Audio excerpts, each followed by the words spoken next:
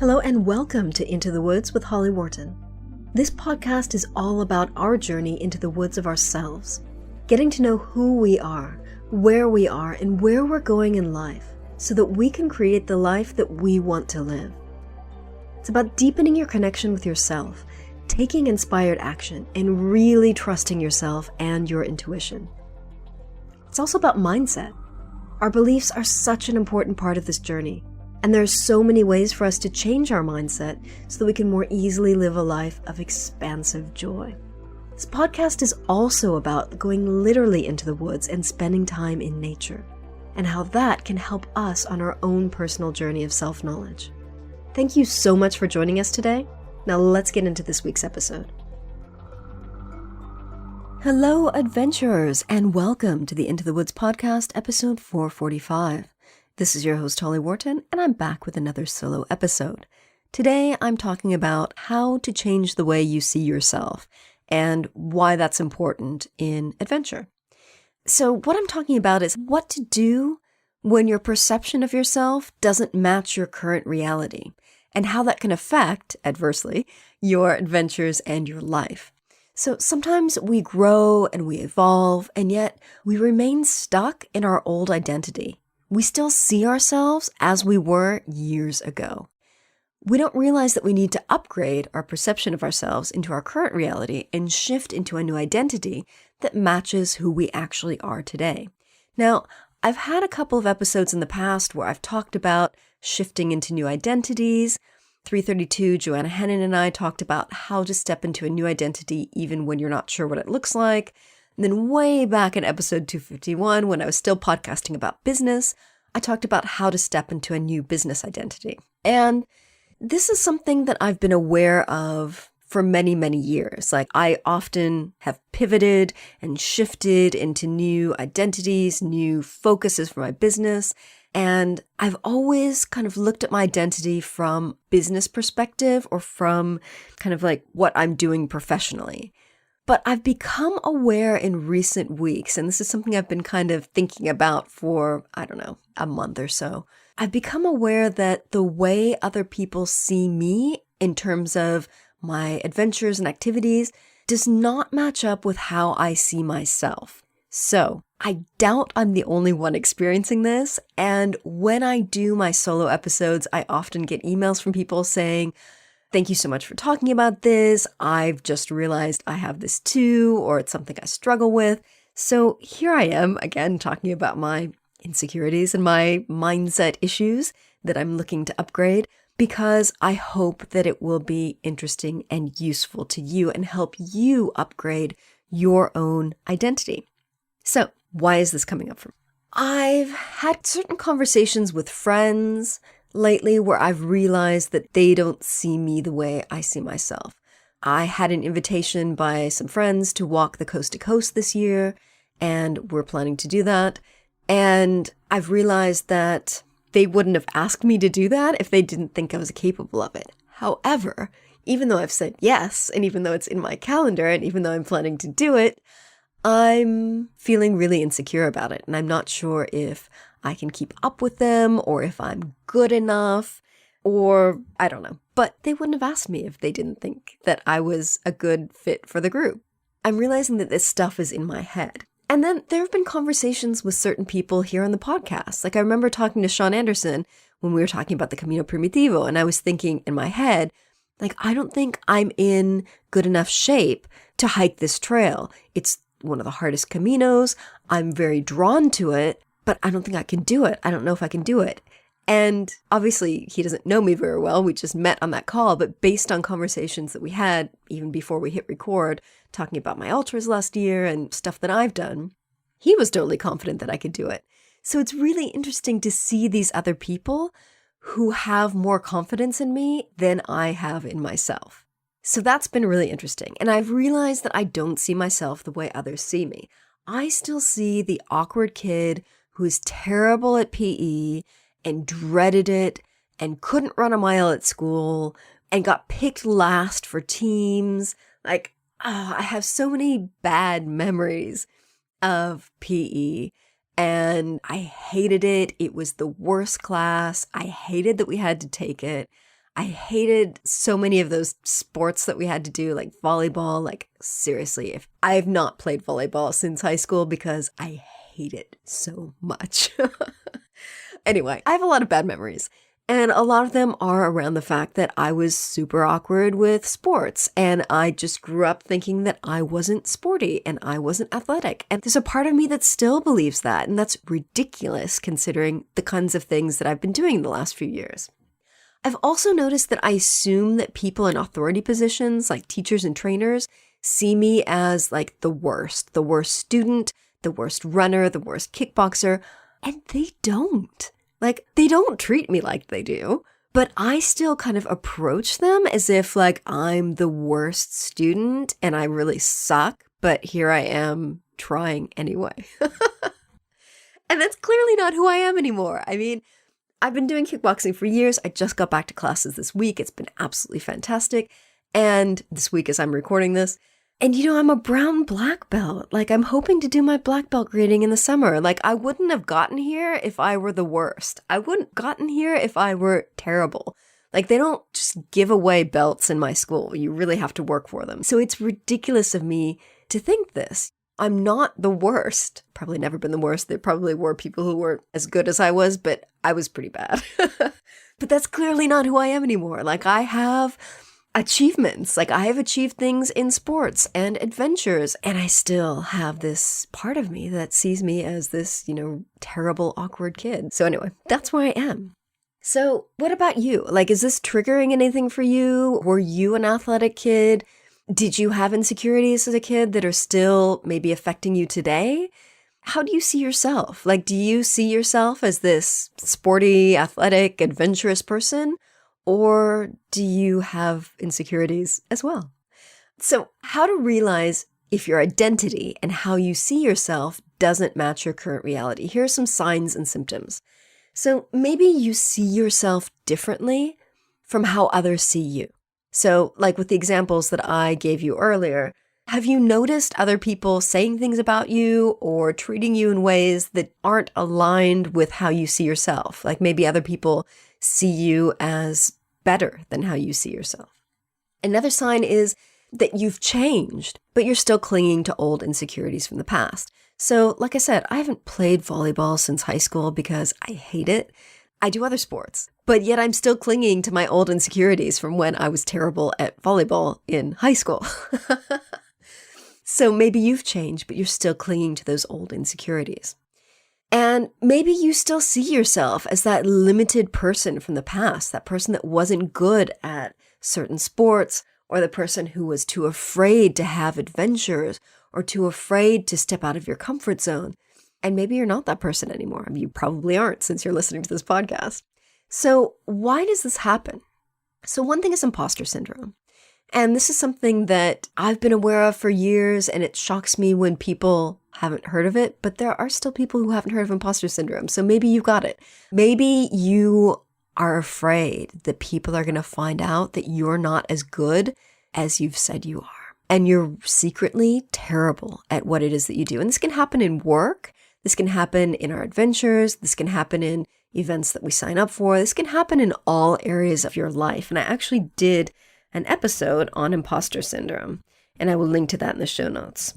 It happens to me all the time. So why else can it happen? You devalue yourself. For some reason or another, you don't value your experiences and your achievements, and you put yourself down. And so this can happen because of low self-esteem, low self-confidence, low self-worth, believing that you're not good enough, that you'll never be good enough.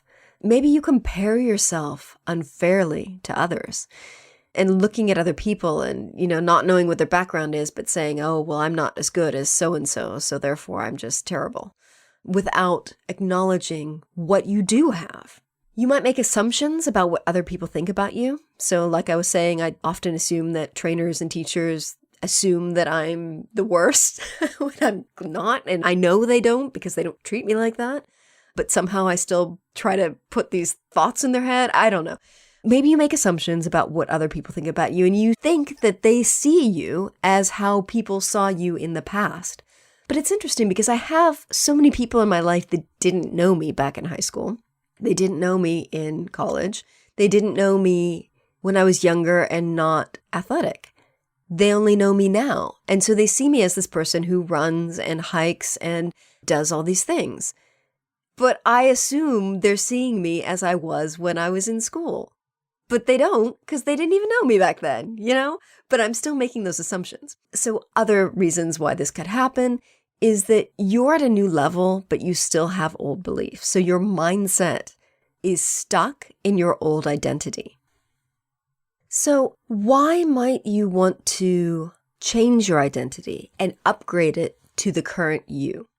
Your perception is your reality. And do you really want to live in an old reality? Does it serve you? It probably doesn't. It's probably limiting you. Because when you are operating from this old perception, from this old identity, you don't see all that you're capable of. And so that limits the things that you choose for yourself. That limits the things that you sign up for. That limits the things that you attempt. And it limits your growth. So personally, I'm going to start working more on trying to shift this identity and upgrade it to my current reality, because I want to be able to see myself the way other people see me. I want to be able to see myself in a way that aligns with reality. I am capable of having adventures. I do these adventures. I've been doing these adventures for years. So I want to be able to see myself in this way. And as I'm saying this, I realize how ridiculous it is that there's this part of my brain that still doesn't see myself in this way. I mean, how long have I been podcasting about outdoor adventures and talking to you about this and talking to other people about this? And yet there's this part of myself that sees myself as the poor, awkward kid in school. That's how the mind works. And that's why I'm constantly working on upgrading my mindset. So how do you do this? How do you shift your identity? How do you change the way you see yourself? I think there's a lot of things you can do, and I'm going to list a bunch of things here and talk about them. You might want to make notes. You might want to journal about this. Don't feel like you have to do all these things. You don't have to do any of these things. You can just pick and choose and try a couple of them and see how they work. Some of them might work for you. Some of them you might like. Some of them you might not like. Just play around with it. This isn't like you have to tick off all the things on the list. As always, do what works for you. So one thing you can do, or one thing I think is an important thing to look at, is to realize that people can change. You can change. You've already changed. You've already grown. Think way back in life to how you were, to your beliefs, to your values, to the things that you did. Are you still that person? Probably not. I think it's really important to kind of bring into our conscious awareness the realization that people can change and that we can change. And that we have changed and that we can continue to change if we want to change. So change is possible. And acknowledge that you've come a long way. Acknowledge your changes. Acknowledge your growth. Acknowledge the differences. And then really stop and look at your current reality. What's changed in your life? What are you doing differently? How have your beliefs changed? How have your values changed? How have your activities changed? How has your lifestyle changed? What are you doing differently? How are you different? What has changed? Really look at that. You might want to journal on that so you can get it kind of out of your head and onto paper. I think that is often very powerful because it helps you to really see it and really bring it into your conscious awareness. You might also want to get feedback from people who know you well, especially people who didn't know you years and years ago, before you changed, when you were the old you, people who only know the new you. So maybe friends that are quite good friends, but you've only had them for, 5 or 7 years. Get feedback from people. Ask them how they see you. Ask them for honest opinions, honest perspectives. Some people might not be comfortable with that, but most people will be able to give you some feedback. So ask them, how do you view me? Do you see me as an athletic person? Do you see me as an adventurous person? Do you see me as someone who irregularly steps outside of my comfort zone by doing new things? How do you view me? And you might be surprised.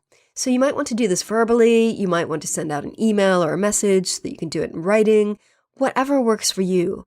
I have not done this, but just based on the fact that I've been hearing things in conversations, like I already have feedback that kind of corroborates my new identity. So that's useful.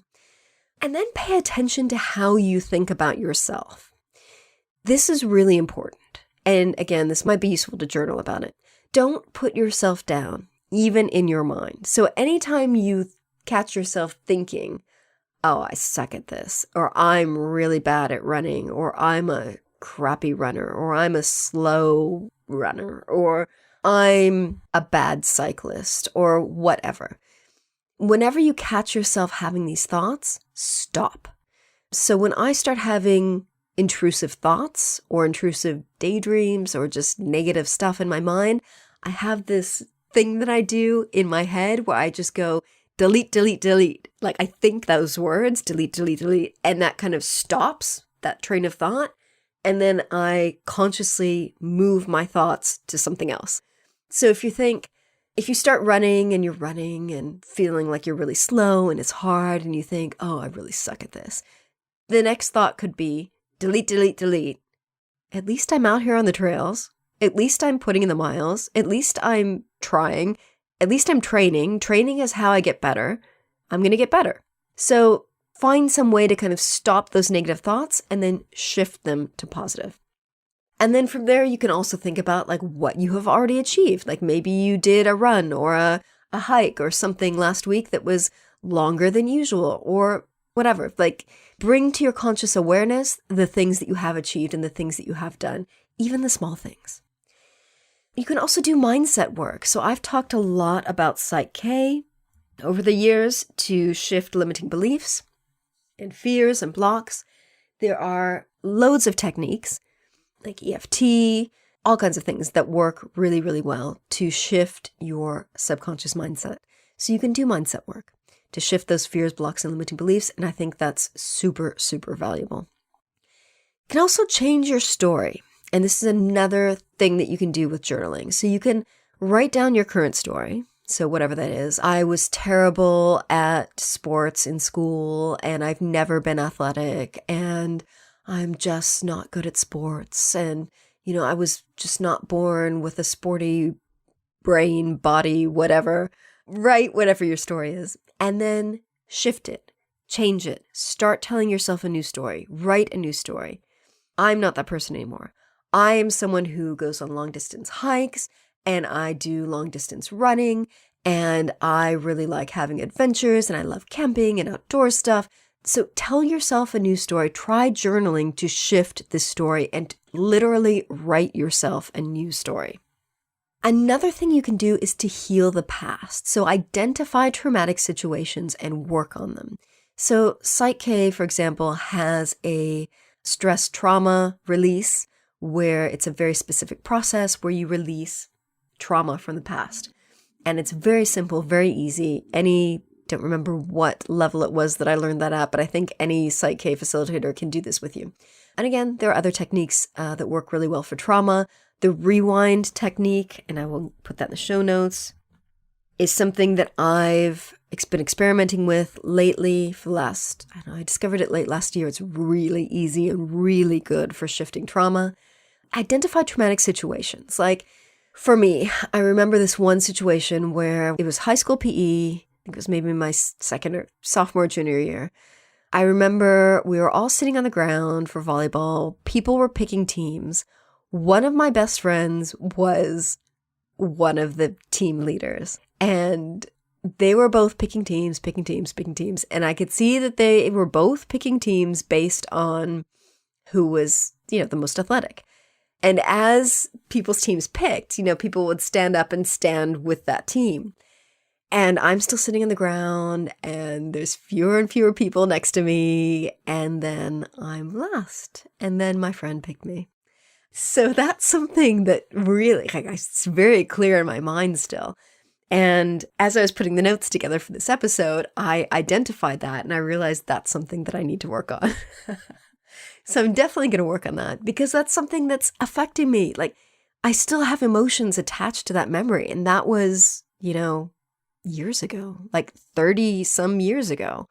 So so I need to work on healing that. So think about the past. Do you have any traumatic situation? And by trauma, like it doesn't need to be like violent trauma. Like identify that as something that's traumatic because it affected me emotionally and it's clearly still affecting me emotionally. But it wasn't violent. Like I was just sitting on the ground waiting to be picked and I got picked last.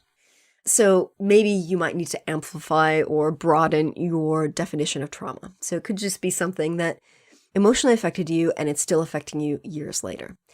And that's stuff that you can shift super easy. You don't need like weeks and weeks of talk therapy. Like you can shift it in one session and you can probably shift it in like 10 or 15 minutes within a session using these techniques that I've mentioned. Pay attention to how you talk about yourself. So not just how you think, but like if you hear yourself talking to other people and you hear yourself saying, oh God, I'm so out of shape. Oh yeah, I ran that race, but I was terrible. Everyone else was better than me, or other stuff. Stop it.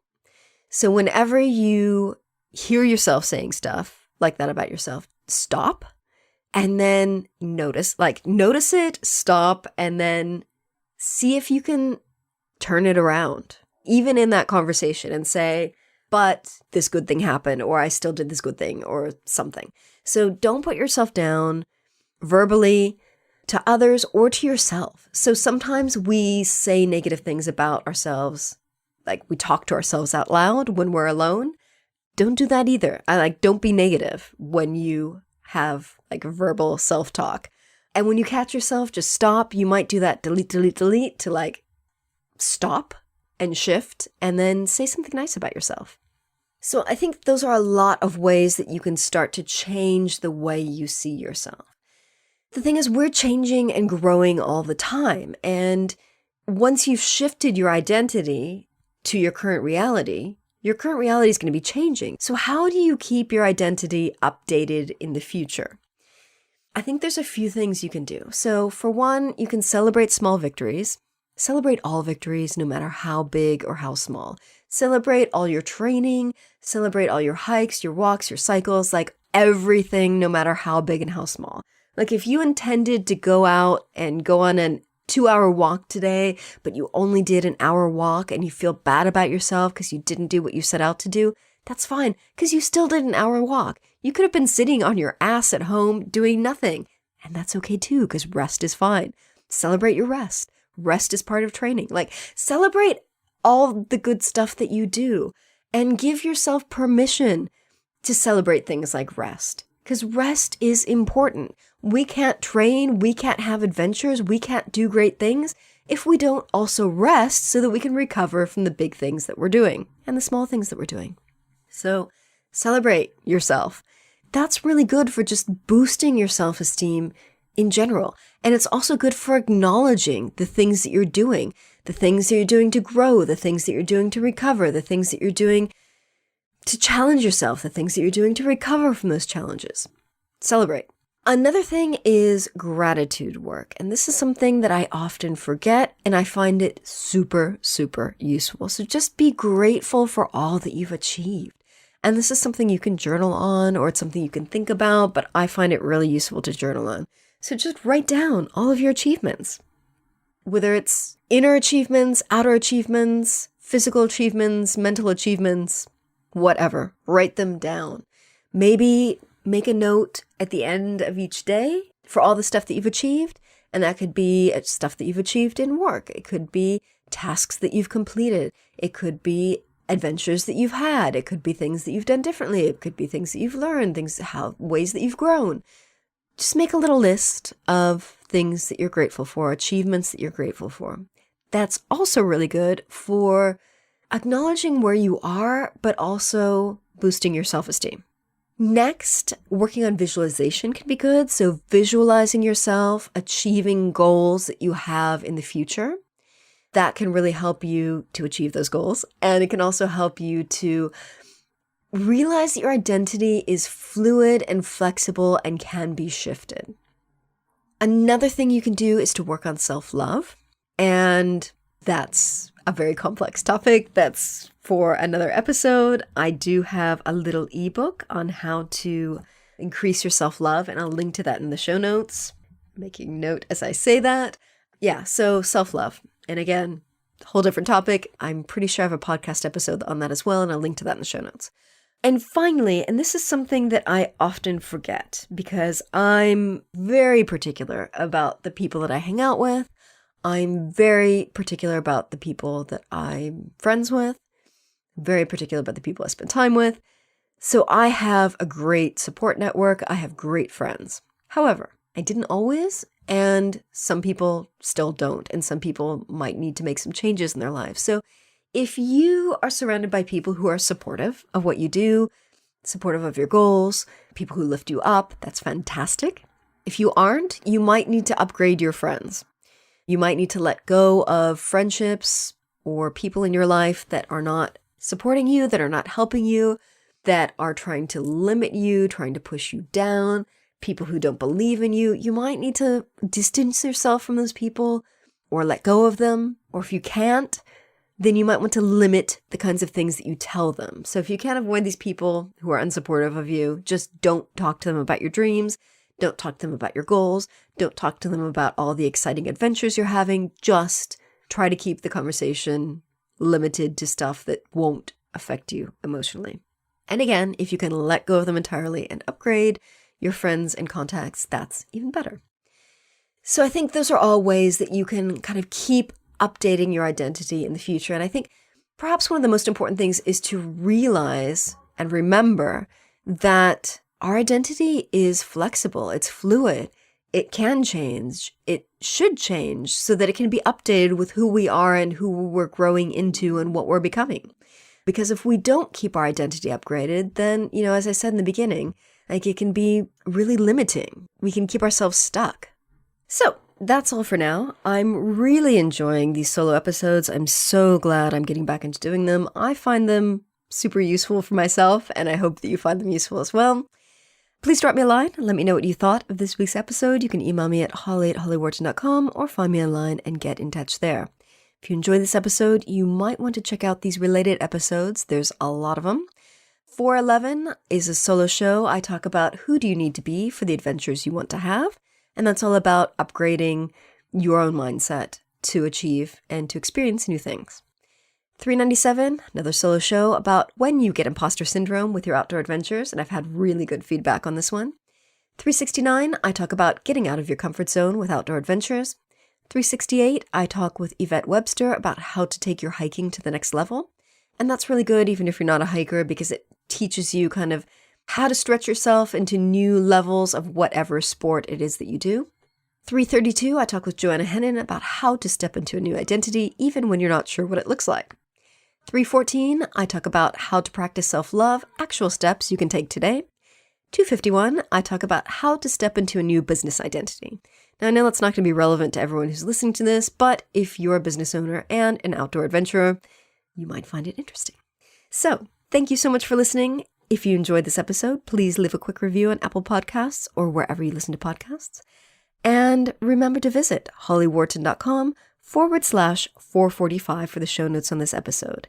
Next week, I've got Hedley Thorne on the show. We're going to be talking about adventures in aerial photography. I just recorded this interview last night with him, and I'm super excited to share it with you.